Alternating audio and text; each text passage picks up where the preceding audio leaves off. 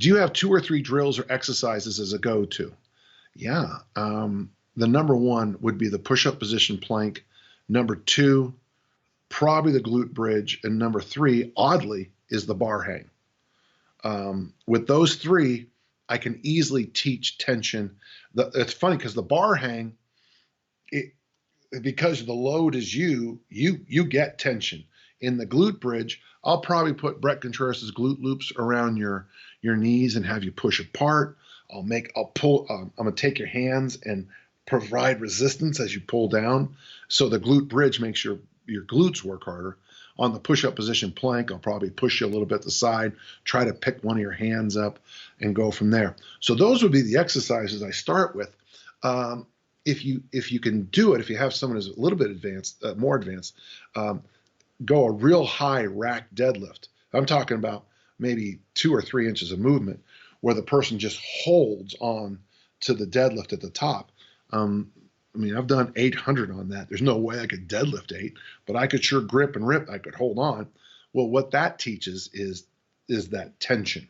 The cool thing about teaching tension is it almost automatically teaches relaxation.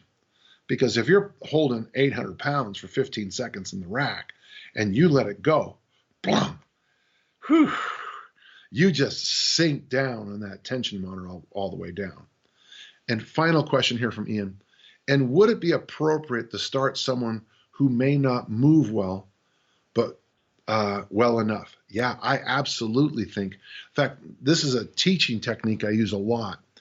When someone isn't getting a position, I put them in an isometric hold in the position I want them to be in, hold it for 6-10 seconds, shake out, and then do the movement again.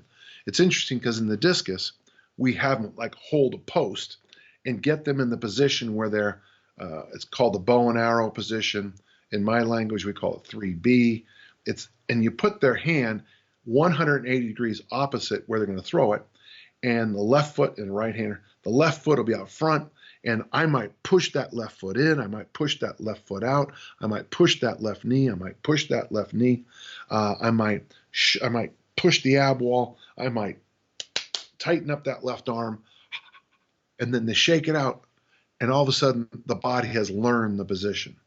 In 1.6 seconds, you don't have time to learn the positions.